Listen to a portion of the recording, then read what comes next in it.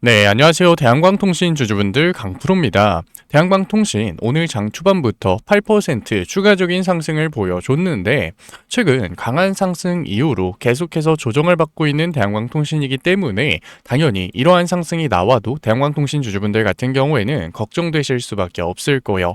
그런데 제가 어제 종목 분석 영상에서 뭐라고 얘기 드렸나요? 못 보신 주주분들 계실 것 같아서 어제 올려드렸었던 영상 가져왔어요. 이 영상 같은 경우에는 실제로 14시간 전에 제가 올렸었던 영상이고 500분가량 시청한 영상인데 제가 여기서 뭐라고 얘기 드렸는지 잠깐만 확인해 볼게요. 그렇다면 오늘 시장에서 대한광통신 반등을 보여줬는데 이 상승을 이어나갈 수 있을까요? 저는 이 상승 충분히 이어나갈 수 있다고 생각해요. 저는 어제 종목 분석 영상에서도 대한광통신 어제 시장이 단순한 반등이 아니라 추가적인 상승을 이어나갈 수 있을 거다 얘기를 드렸어요. 그 상승을 그 관점이 오늘 시장에서 나온 거고 그렇기 때문에 저는 대한광통신 이 반등을 계속해서 이어나갈 수 있을 거라고 생각해요. 물론 주주분들 같은 경우에는 당연히 걱정되시겠죠. 불안하시겠죠. 그래서 제가 오늘 종목 분석 영상에서는 대한광통신이 추가적인 상승을 보여줄 수 있는 이유가 뭔지 지금 구간에서 우리가 어떻게 대응을 해야 되는 건지 자세하게 얘기 드릴 거니까 오늘 영상만큼이라도 대한광통신을 소유하고 계시는 주주분이라면 꼭 끝까지 집중해서 따라오셨으면 좋겠어요. 그러면 본격적으로 들어가기 전에 딱 한 가지만 부탁드릴게요. 아직까지 구독 안 눌러주신 우리 주주분들 같은 경우에는 구독 한 번만 눌러주시고 이럴 때일수록 대한광통신 강한 상승 이어나갈 수 있게끔 신고가 화이팅 응원의 댓글 남겨주시고 좋아요 한 번만 눌러주시면 정말로 감사드리겠습니다.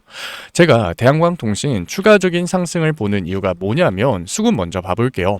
일단 대한광통신 강한 상승이 나왔음에도 불구하고 지금 프로그램에서 매도가 나왔나요? 물론 장 초반에는 20만 주 매도를 던지는 모습 보여줬어요.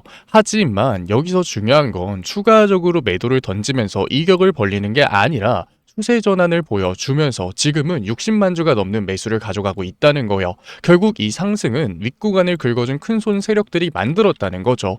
실제로 수급상에서도 오늘 시장에서는 외인들 4만 6천 주 담아가는 모습 보여주고 있잖아요. 최근까지만 하더라도 100만 주 가까운 매도를 던지고 있었던 외인들이 어제 시장에서는 12만 주까지 매도폭을 줄였고 오늘 시장에서는 4만 6천 주 담아가고 있다는 것 자체가 추세를 전환하고 있다는 거죠. 그러니까 지금 당장은 우리가 조급하게 대한광통신 또 한 번의 조정이 나오지는 않을까 걱정되는 마음에 매도를 던질 때는 아니라는 거예요. 상방이 열려 있으니까. 오히려 저는 대한광통신 고점에 물려 계신 주주분이라면 오늘 시장에서 평단을 빠르게 낮춰야 된다고 생각해요. 왜냐하면 대한광통신 큰손 세력들이 강하게 매집을 가져간 구간이 어딘가요? 최근 저점인 14,000원과 17,000원 매물대에서 강하게 매집을 해갔다고요.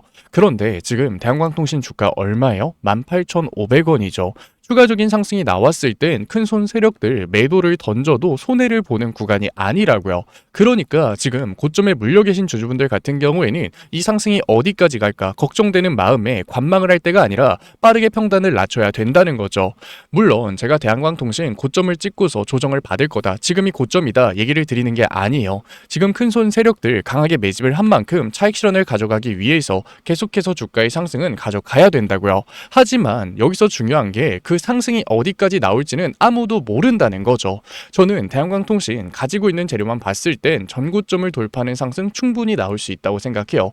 하지만 대한광통신처럼 수급이 쏠리면서 강한 상승을 보여준 종목은 재료보다도 수급이 더 중요하다고요. 수급에서의 이탈이 나온다면 언제라도 강한 변동성 나올 수 있다고요. 실제로 공매도 세력들이 강한 공격을 넣을 때마다 대한광통신 본질은 바뀐 건 없지만 주가에는 강한 변동성이 생겼죠.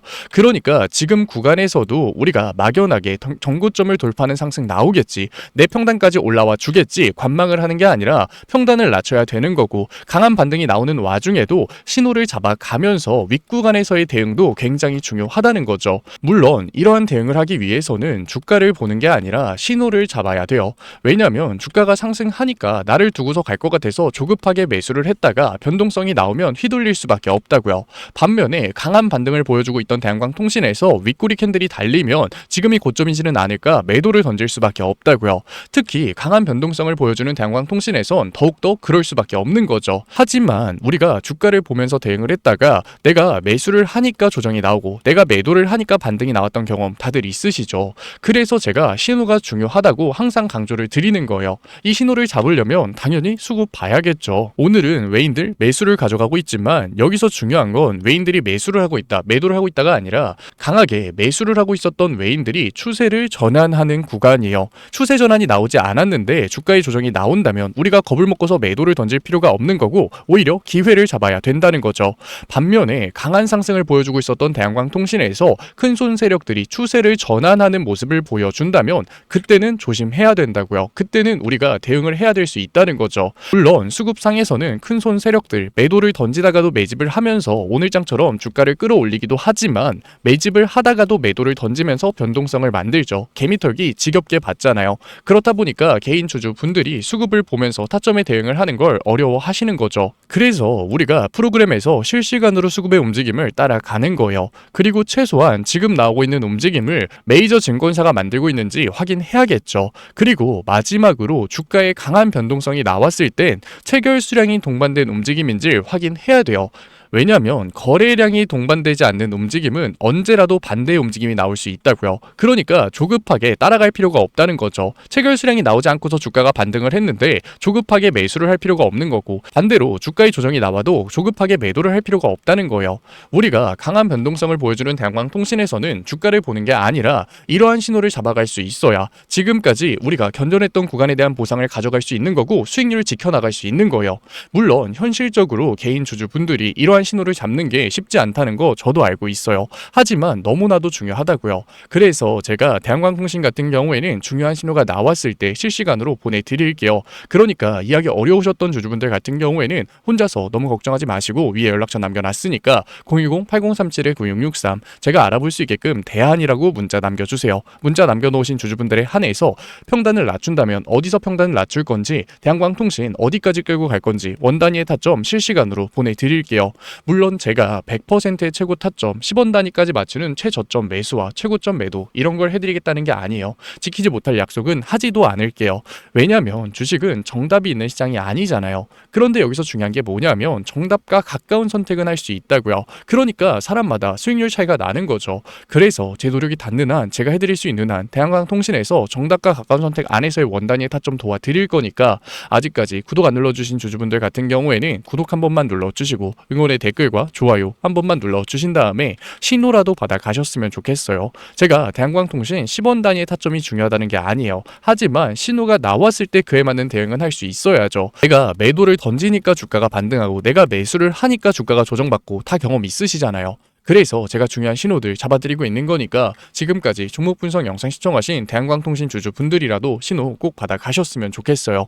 그러면 대한광통신 얘기는 여기서 우리 마무리하도록 하고 지금까지 종목 분석 영상 시청하신 대한광통신 주주분들을 위해서 시장 회복주 가져왔어요. 이 종목을 가지고 온 이유가 뭐냐면 최근 증시가 정말 가파르게 상승을 했죠. 그렇다 보니까 대부분의 주주분들이 올라가는 종목에서 기회를 잡으려고 하셨을 거예요. 그런데 올라가던 증시가 변동성을 키우니까 어떻던가요? 조정을 받으니까 어떻던가요?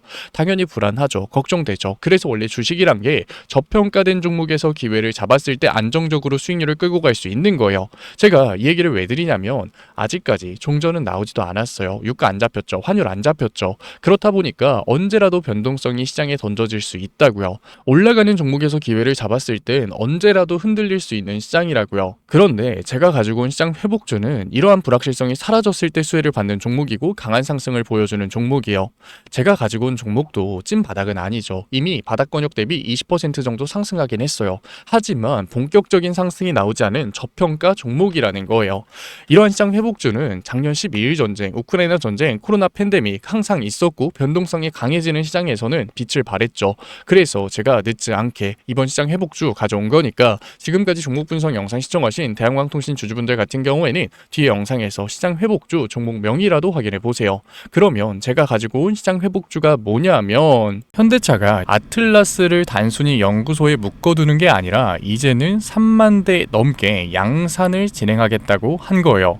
자, 잘 생각해 보세요. 로봇의 팔다리를 만드는 기술 어디서 올까요? 갑자기 하늘에서 떨어지나요? 아니라고요. 자동차 산업 같은 경우에는 우리가 제조업의 정수라고 부를 만큼 굉장히 복잡한 구조를 가지고 있어요. 그러니까 현대차에 자동차 부품을 납품하는 회사들이 굉장히 많았다는 거죠. 그런데 현대차가 이제는 단순히 자동차 판매를 하는 회사에서 넘어서 SDV, 더 나아가서 피지컬 AI까지 넘어가고 있어요.